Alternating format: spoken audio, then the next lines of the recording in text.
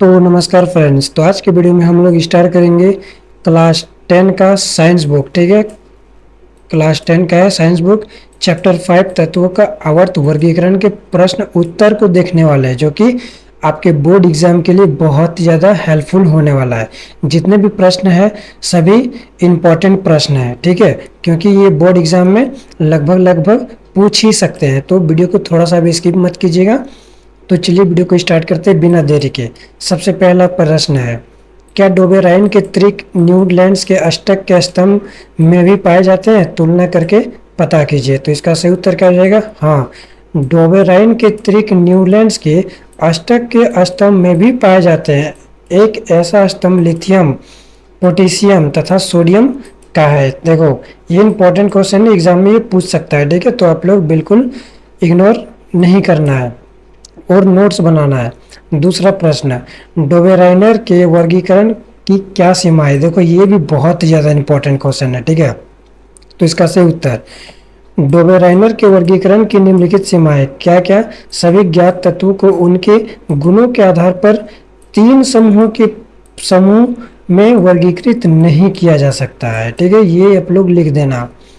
प्रश्न नंबर 3 की ओर बढ़ते हैं। न्यूलैंड्स के अष्टक सिद्धांत की क्या सीमा है? बताना है कि न्यूलैंड्स के अष्टक सिद्धांत की क्या सीमा है। तो क्या सीमाएं थी? न्यूलैंड के अष्टक सिद्धांत की निम्नलिखित सीमाएं थी। सबसे पहला पॉइंट में है, अष्टक का सिद्धांत पूरी व्यवस्था में लागू नहीं होता था, यह केवल कैल्शियम तक ही लागू होता था, क्योंकि कैल्शियम के बाद प्रत्येक 8वें तत्व का गुणधर्म पहले तत्व से नहीं मिलता था। आया समझ में? अगला पॉइंट है, न्यूलैंड्स के अष्टक के बाद कई नए तत्व पाए गए जिन्हें गुणधर्म अष्टक सिद्धांत से मेल नहीं खाते थे। ठीक है, चौथा पॉइंट यानी कि तीसरा पॉइंट, कोबाल्ट तथा निकेल को क्लोरीन तथा फ्लोरीन तत्वों के साथ एक ही स्तंभ में रखा गया है, जबकि इनके गुणधर्म दोनों से भिन्न है। आया समझ में?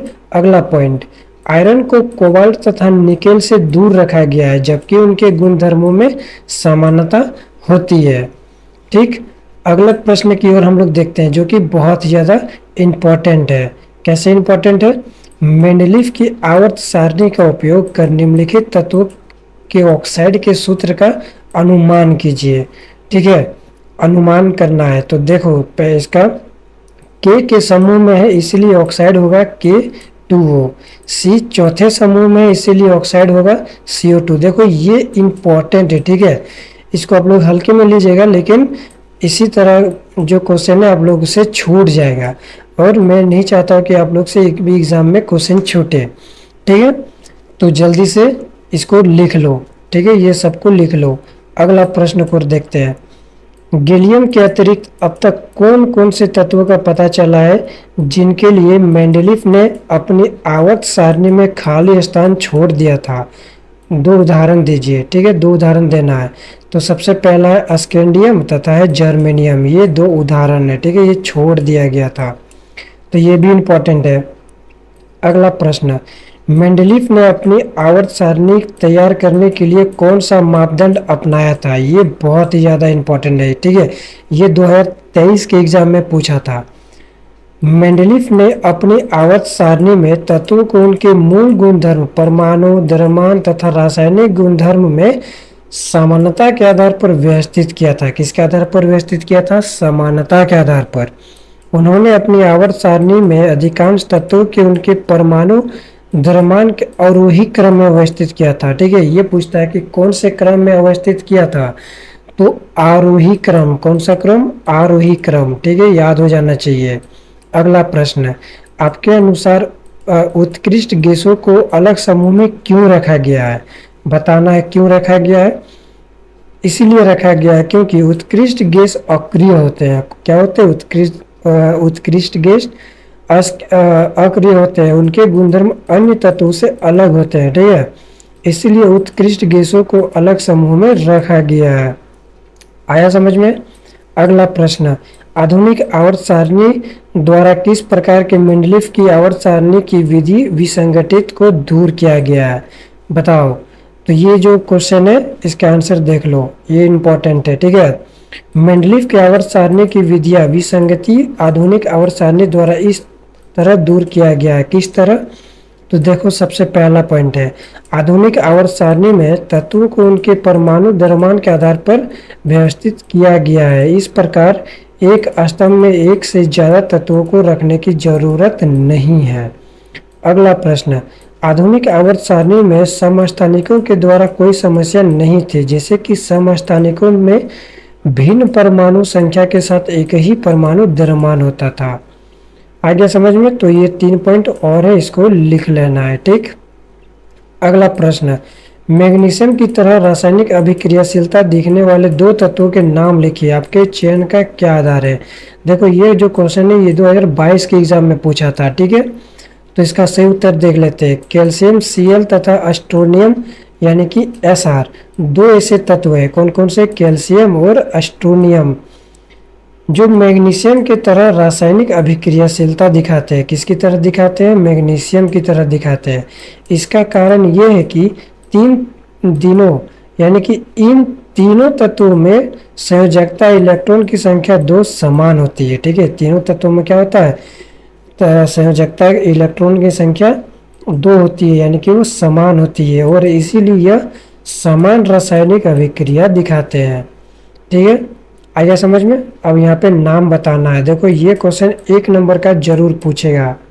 ठीक है, 3 तत्व उनके सबसे बाहरी कोश में एक इलेक्ट्रॉन उपस्थित हो, तो इसका सही उत्तर हो जाएगा लिथियम।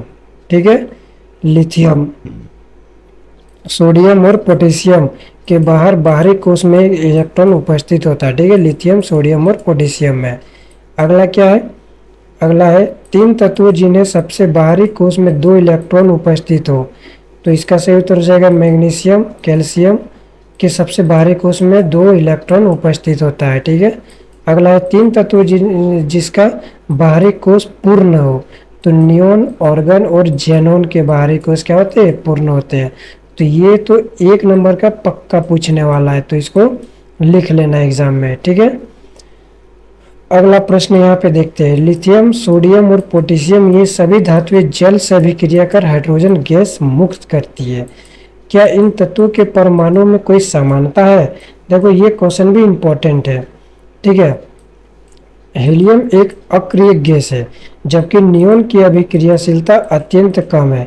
इनके परमाणु में कोई समानता है, तो ये सब बताना है। ठीक है, तो ये सब आप लोग लिख लेना। ठीक है, अगला प्रश्न की ओर देखते हैं। आधुनिक आवर्त श्रेणी में पहले 10 तत्वों में कौन सी धातुएं हैं? बताना है पहले 10 तत्वों में कौन सी धातुएं हैं। तो आधुनिक आवर्त श्रेणी में पहले 10 तत्वों में लिथियम तथा बेरिलियम धातु है। ठीक है, लिथियम एक है और दूसरा है बेरिलियम। आ गया समझ में? अगला प्रश्न, आवर्त श्रेणी में इनके स्थान पर आधार पर इनमें से किस तत्व में सबसे अधिक धात्विक अभिलक्षण की विशेषता है? Ga, ठीक है, GeAs, Se, Fe, Be। देखो, इस तरह टाइप का एग्जाम में नहीं पूछता है, इसलिए इसको मैं स्किप कर रहा हूँ। ठीक है, इस तरह भी टाइप का नहीं पूछने वाला है, तो इसको मैं स्किप कर रहा हूँ। ठीक, आगे समझ में। क्वेश्चन नंबर 4 से देखते हैं। आवर्त श्रेणी में बोरॉन के स्तंभ के सभी तत्वों में कौन से गुणधर्म समान है? ठीक है, और दूसरा में क्या पूछा है? आवर्त श्रेणी में फ्लोरीन के स्तंभ के सभी तत्वों में कौन से गुणधर्म समान है? तो यहाँ पे उत्तर दिया गया है। सबसे पहला है संयोजकता के 3 के बराबर होती है और संयोजकता 1 के बराबर होती है। आया समझ में? अगला प्रश्न, एक परमाणु का इलेक्ट्रॉनिक विन्यास 2, 8, 7 है। देखो, ये क्वेश्चन जो है 1 नंबर का पूछने वाला है। ठीक है, तो क्या है? इस तत्व में परमाणु संख्या क्या है? तो इस तत्व में परमाणु संख्या 17 है। दूसरा नंबर में क्या है? निम्न में से किस तत्व के साथ इसकी रासायनिक समानता होगी? परमाणु संख्या कोष्ठक में दी गई है। ठीक है, तो निम्न में से F9 के साथ इसकी रासायनिक समानता होगी। ठीक है, क्वेश्चन नंबर 6 को देखते हैं। आवर्त श्रेणी में 3 तत्व A, B, C स्थित निम्न प्रकार है। देखो, इस प्रकार दिया गया है, तो किस प्रकार है? तो ए धातु है या अधातु? ठीक है, ए जो है वह धातु है या अधातु है बताना। तो इस टाइप का एग्जाम में नहीं पूछने वाला है, इसलिए इसको स्किप करो। अगला प्रश्न इस तरह टाइप का तो एग्जाम में पूछता भी नहीं है। ठीक है, इसको भी स्किप करो। इसको भी स्किप करो क्योंकि ये भी एग्जाम में नहीं पूछने वाला है। ठीक, मेंडलीफ के आवर्त सारणी ये इंपॉर्टेंट है। ठीक है, ये टोटल 10 नंबर का पूछेगा। इस तरह टाइप का क्वेश्चन 10 नंबर में पूछा जाता है, तो इसको देख लो एक बार। आधुनिक आवर्त सारणी में एवं मेंडलीफ की आवर्त सारणी में तत्वों का व्यवस्था की तुलना कीजिए। ठीक है, इस तरह तुलना करना है। किस तरह? मेंडलीफ की आवर्त सारणी, उसके बाद आधुनिक आवर्त सारणी। ठीक, ऐसे आप लोग चाहे तो स्क्रीनशॉट लेके नोट्स बना सकते हो और इसको याद कर लीजिएगा। ठीक है, ये 10 नंबर का एक क्वेश्चन है। आ गया समझ में? तो मिलते हैं नेक्स्ट वीडियो में, तो तब तक के लिए धन्यवाद।